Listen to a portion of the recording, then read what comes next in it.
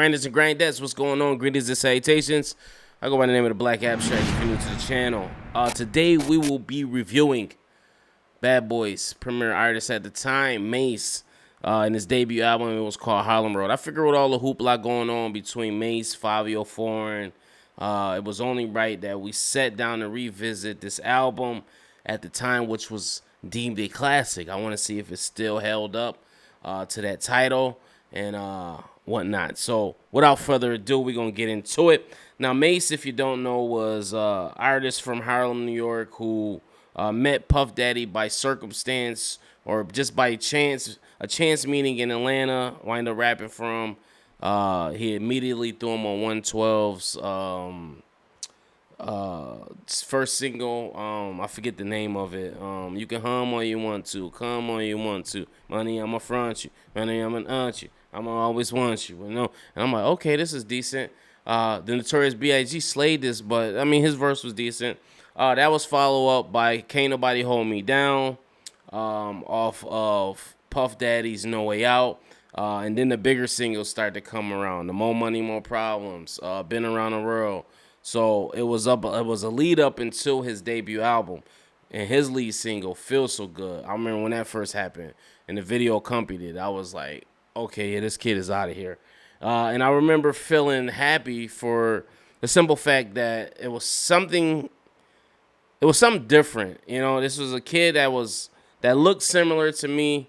What I aspired to be, you know, I wanted to be the kid, cool kid with nice clothes and money and young, and that's what everything Mase was. You know, he looked just like the guys in my neighborhood, you know, that had money. You know, all the newer stuff, the big chains and, you know, the hat to the back, the cool leathers. I'm like, okay, when I get older, you know, I was 13 at the time. I was a kid, but I liked him, and then I liked the company things he had. You know, he made it cool to be from where he was from. You know, he had Harlem Road tatted, and as far as I knew, Harlem Road was a group. You know, he used to be with Cameron. I'm like, okay, that must be his group. It's Harlem Road, Cardan. It's all these kids, all these people we keep hearing in these songs, and come to find out that wasn't really the case. But that's neither here nor there. We're here to talk about this album, released on October 28th, 1997. Right off the rip, I remember the first time I heard this. And a lot of people were speculating that he was supposed to be the heir to the Notorious B.I.G. throne. I remember in interviews he was getting asked this question, and he was just like, nah, I can never replace Big. And he says that in the first song, what Do You Want to Get Money? After the intro, he says, the moral of the story is, I'm not here to place Notorious. I'm just a young cat trying to do his thing, Harlem Road style, pursue my dream.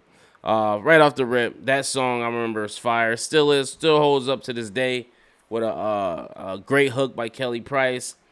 Take What's Yours. I remember when that first dropped, and I was just like, I never heard nothing like this before. You know what I'm saying? And it was refreshing because at that time I didn't really know Murder Mase. I just knew the Mase we saw, and this was kind of a callback to that mixtape Mase and how he was talking in street shit. And then having DMX, this was a new voice I had never heard of, but he seemed familiar. I thought DMX up until this point was a rapper that had been around, and, you know, he was just giving him a shot. I didn't know what it was. But nonetheless, it was refreshing. And then DMX pops up again during the album, and I'm like, who is this kid? And it's funny how Mace's lead up was him having features on this and this and that and here and there.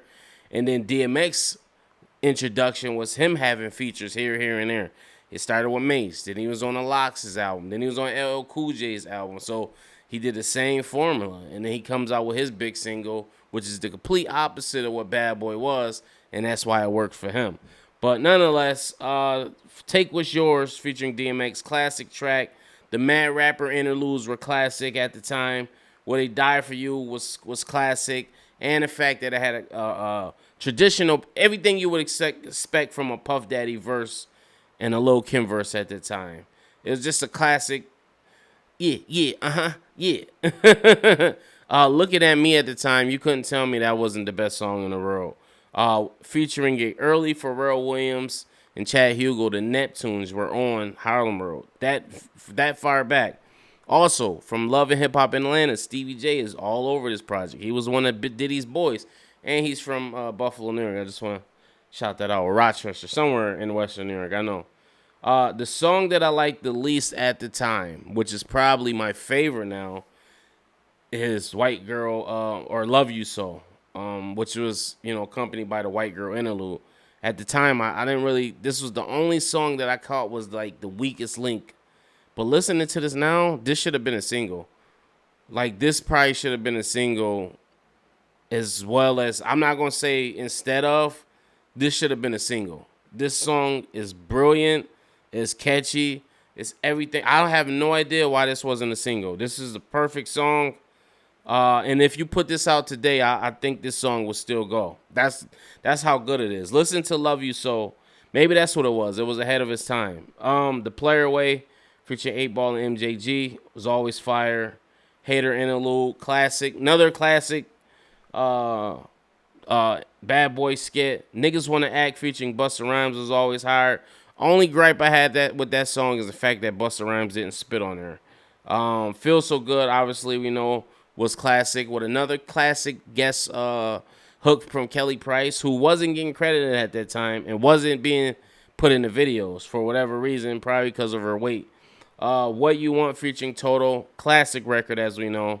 And I love how they have bad boy artists sprinkled in and out of here. Phone Conversation interlude, great.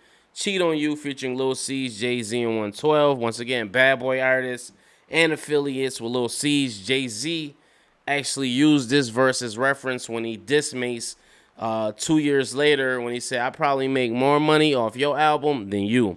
24 Hours to Live, which is one of the greatest posse cuts of all time, which I'll be doing a video on, the greatest cypher tracks of all time, featuring the Locks, Black Rob, and DMX. To this day, I would have to say the hottest verse probably goes to X. Probably X or Jadakiss, I would say. I Need to Be, featuring Monifa, classic track. The way he switches his flow on here, Mase doesn't get enough credit for that. Watch Your Back interlude, Wanna Hurt Mase, which was probably one of my favorite tracks of that time. I just listened to it today. I was blasting this shit in my studio. Classic track. And Jealous Guy, featuring Puff Daddy, which is kind of like a callback to Player Hater with Biggie Off for Life After Death. Keeping in Vain, that same thing going on. And this song actually might have been a bad mistake on Mace's end, because some say this is the reason that started the whole beef between Harlem, between Baby J and Pop Lottie, and the whole reason why Mase quit the game. And it was a bunch of street shit that was going on, with chains getting taken.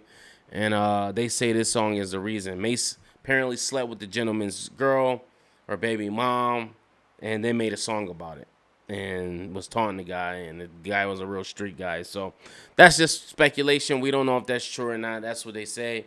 But listen, I rate everything with mics, just like the Sorts used to do. I use the old mic system. So if I gotta rate Mace's Harlem Road from how it stands today, not from how it stands then, I'm talking about with a fresh ear today, I will give Mace's Harlem Road 5 mics. This is undeniably a classic album, and I believe it's timeless to me. That's just my opinion. Post your comments. Let me know what you guys think about it. Did you like Mace's Harlem Road? Do you think it still stands up? Do you think it's cheesy and corny like a lot of people do? Let me know. Peace.